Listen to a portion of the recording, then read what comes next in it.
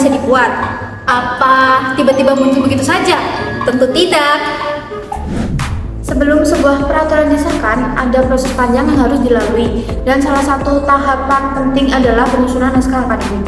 Ini bukan sekedar dokumen biasa, tapi kajian mendalam yang memastikan aturan yang dibuat benar-benar dibutuhkan, logis, dan bisa diterapkan di masyarakat. Hari ini kita akan membahas peran naskah akademik dalam pembentukan hukum, kenapa ini penting, dan bagaimana penyusunannya dengan benar. Bayangkan, tiba-tiba muncul peraturan yang tidak masuk akal, seperti dilarang pakai jaket warna biru pada hari Selasa, atau setiap pengendara wajib berhenti 5 menit setiap lampu merah.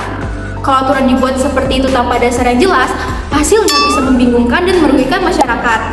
Maka dari itu, sebelum aturan dibuat, perlu penelitian dan analisis yang mendalam. Naskah akademik memastikan bahwa yang pertama, apakah aturan ini benar-benar dibutuhkan? Yang kedua, apakah sudah ada hukum yang mengaturnya? Yang ketiga, bagaimana dampak bagi masyarakat? Tanpa ini, hukum yang dibuat bisa tidak efektif dan malah menimbulkan masalah baru. Penyusunan naskah akademik bukan sekadar kebiasaan, tapi memang sudah diwajibkan dalam Undang-Undang Nomor 12 Tahun 2011. Hukum ini mengatur bahwa setiap rancangan undang-undang atau peraturan daerah harus punya kajian akademik dulu. Jadi kalau ada yang bilang bikin peraturan itu mudah, kasih tahu aja, lihat dulu deskripsinya. Pertama adalah judul, yang kedua kata pengantar, yang ketiga daftar isi, yang keempat bab 1 pendahuluan, yang kelima bab 2 kajian teoritis dan praktis empiris, yang keenam bab 3 evaluasi dan analisis peraturan perundang-undangan terkait, yang ketujuh bab 4 landasan filosofis, yang kedelapan bab 5 jangkauan arah pengaturan dan ruang lingkup materi muatan undang-undang, peraturan daerah, provinsi atau peraturan kabupaten atau kota, yang ke-9 bab 6 penuntut, yang ke-10 daftar pustaka, yang ke-11 lampiran rancangan peraturan perundang-undangan. Setiap aturan dibuat bukan tanpa alasan. Ada masalah yang perlu diselesaikan, ada kekosongan hukum yang perlu diisi. Misalnya, banyak kecelakaan di jalan raya, perlu ada aturan baru soal keselamatan lalu lintas. Tapi, apakah cukup dengan melarang orang mengebut-ngebut? Atau ada cara lain yang lebih efektif?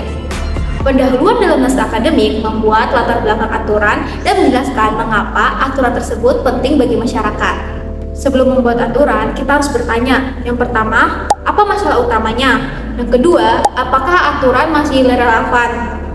Dan yang ketiga, bagaimana solusi terbaik? Tanpa identifikasi yang jelas, aturan bisa jadi hanya formalitas tanpa dampak nyata bagi masyarakat. Ada dua cara utama dalam meneliti hukum. Yang pertama yaitu metode yuridis normatif, mengenai analisis peraturan yang sudah ada. Selanjutnya yaitu metode yuridis empiris, yaitu mengamati langsung penerapannya di masyarakat. Menggabungkan keduanya membantu kita memahami bagaimana hukum berjalan di atas kertas dan bagaimana hukum itu diterapkan dalam kehidupan yang nyata. Aturan yang dibuat harus berbasis teori hukum, tetapi juga harus cocok dengan realitas masyarakat.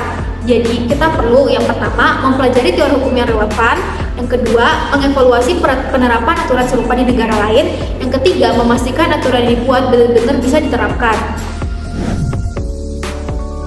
Bab ini mengkaji peraturan perundang-undangan terkait untuk memahami kondisi hukum, keterkaitan antar peraturan, harmonisasi atau secara vertikal maupun horizontal, serta status peraturan, dicabut, tidak berlaku atau masih berlaku. Tujuannya adalah untuk menghindari tumpang tindih peraturan yang menjadi landasan penyusunan peraturan yang baru.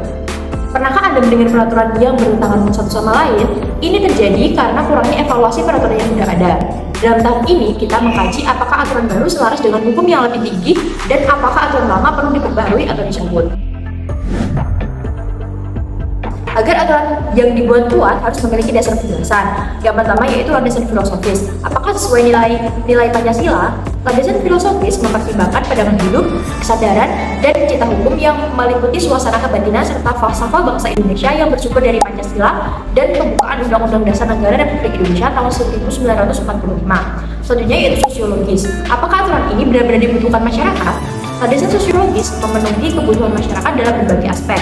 Landasan sosiologis sesungguhnya menyangkut fakta empiris mengenai perkembangan, masalah, dan kebutuhan masyarakat dan negara.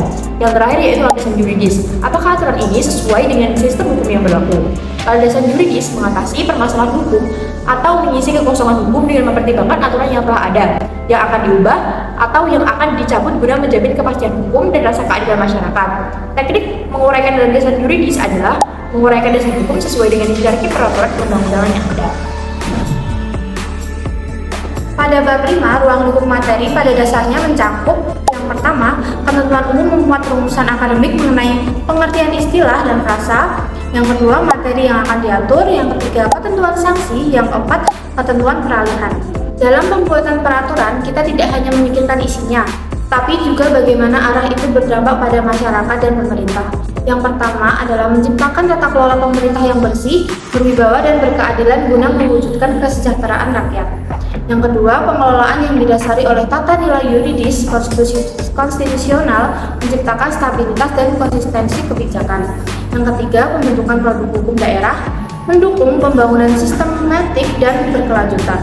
Yang keempat, meliputi perancangan, penyusunan, pembahasan, pengesahan atau penetapan, pengundangan, dan pemerluasan. Saat menyusun naskah akademik, kita harus memastikan bahwa semua aspek dalam aturan sudah diatur dengan lengkap dan detail. Yang pertama adalah memuat rumusan naskah akademik mengenai pengertian istilah dan frasa. Yang kedua, substansi inti yang menjadi pokok pengaturan dalam peraturan. Yang ketiga, menjelaskan mekanisme dan jenis sanksi meliputi administratif, keperdataan atau pidana atas pelanggaran norma. Yang keempat, aturan transisi untuk mengatur perubahan atau penyusunan dalam penetapan peraturan.